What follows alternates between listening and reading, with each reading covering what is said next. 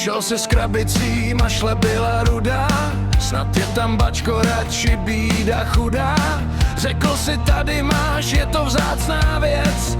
Balík jsem otevřel jak starou klec. Rozbalím balík a uvnitř je nic, vlastně jen prostor a možná i víc.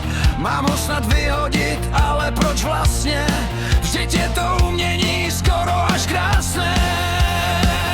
To je danajský dar, co vůbec nebolí, jako když nasypeš popel do soli. Trojský kůň z papíru, co vojsko nemá, je to jen schránka tichá a nemá. Není to účet, co musím hned platit, není to klíč, co se v zámku má ztratit, není to štěně, co rozkouše boty, nejsou to falešné neznámé noty.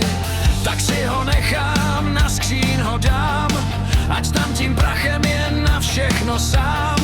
Danajský dar, co nic nebere a nikoho, fakt nikoho nežere.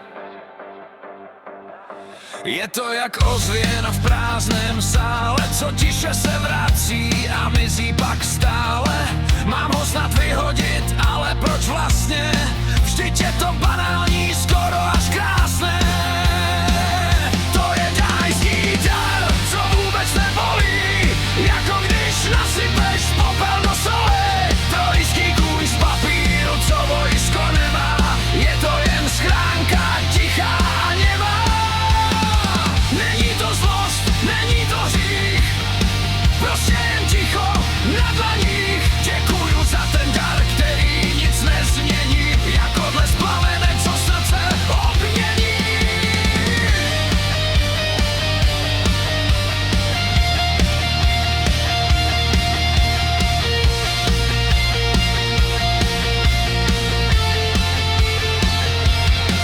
Kamík je na skříni, prach na něj sedá, radost i smutek se v něm marně hledá.